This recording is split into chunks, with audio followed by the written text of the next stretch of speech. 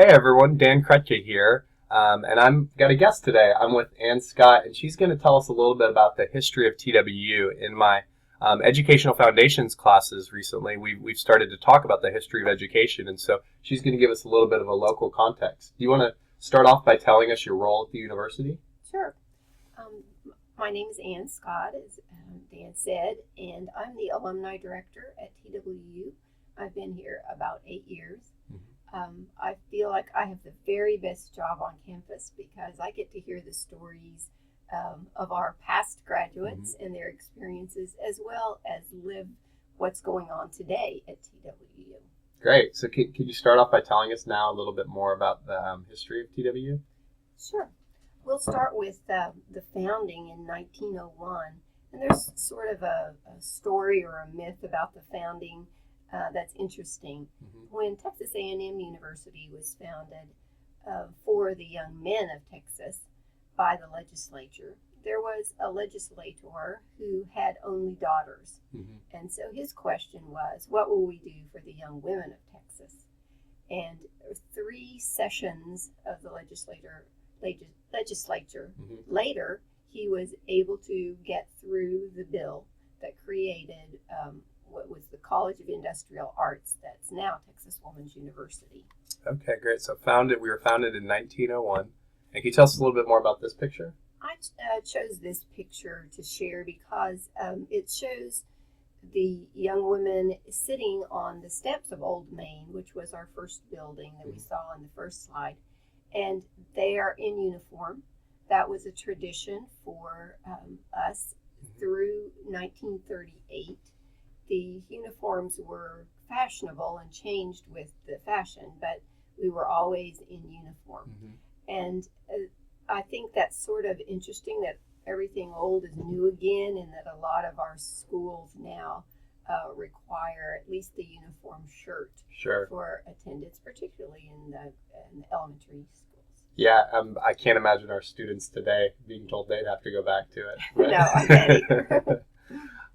Well, tell us a little bit more about the beginning of the university and the educational focus. Yes, I love this slide. It's a picture of a young woman named Lillian Kyber, and it was a promotional poster that was used to recruit students.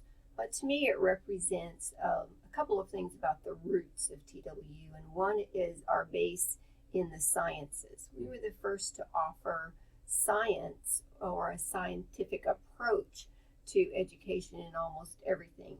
Maybe in home economics, it was more about the food science or the the science of families and organizations. So that slide represents that, but it also talks about Lillian Kyber as training to be a teacher. She was training to be a science teacher.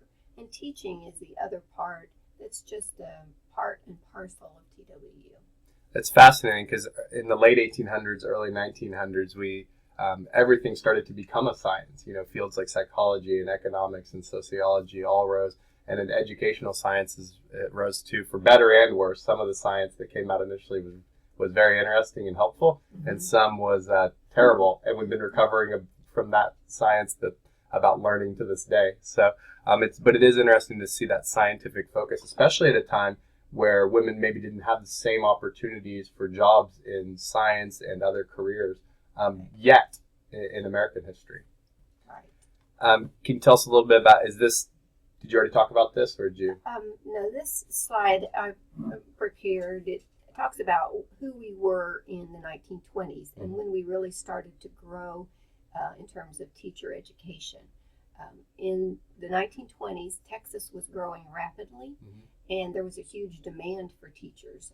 The estimate was that we would need 10,000 new teachers per year, and that the traditional schools that were founded as teacher colleges were not meeting the need. Yeah. And so this was this opportunity for TWU to step up, and we did. And by 1924, so just 4 years later, the Department of Education was the largest on campus as we reached out to meet the need that Texas had. It's interesting, again, to see TWU as a university that brought education in, because you had schools like across town, the University of North Texas and other schools that were normal colleges specifically for teachers. And there's a lot of debate early in educational history about what place should teachers be trained at the major university or at separate colleges, which to this day, most of those normal schools for training teachers have become universities in and of themselves. So I guess we needed to help out UNT a little bit, didn't we? I guess. If you visit the TWU campus in Denton, one of the highlights is the little chapel in the woods. This is the teaching window. When the chapel was built, the students actually designed and conceptualized what the stained glass windows would be like, and they pay tribute to the strengths of the university. So this is the teaching window, and it depicts Helen Keller with her teacher, Annie Sullivan, at the very moment when there was the breakthrough that she was able to understand and communicate. They were able to understand and communicate with each other. And so it's a very touching moment, I think, and I think it's very profound that the students themselves were able to conceptualize this and to illustrate how intelligence comes through teaching. Wow, very neat. And so that tells a little bit of that story. This picture represents, to me, again, where TWU stepped in when the need for Texas teachers was there. And this was in the 1960s after Russia had launched Sputnik, and suddenly we were very focused on the fact that we needed more math and science teachers.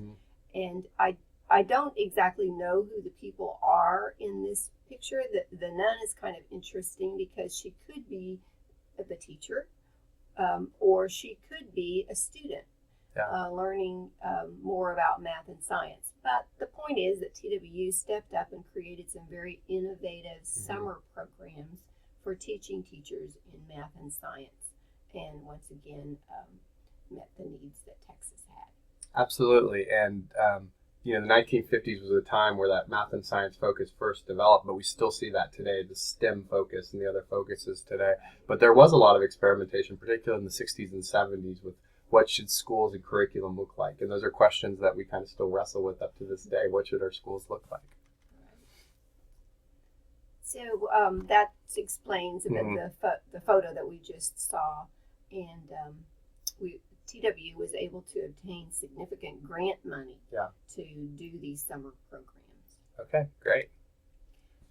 Bringing us up to date, in 2014 and 15, TWU recognized that the Department of Teacher Education recognized that there was a need to help retain new teachers. The studies showed that within 3 years, new teachers tended to drop out.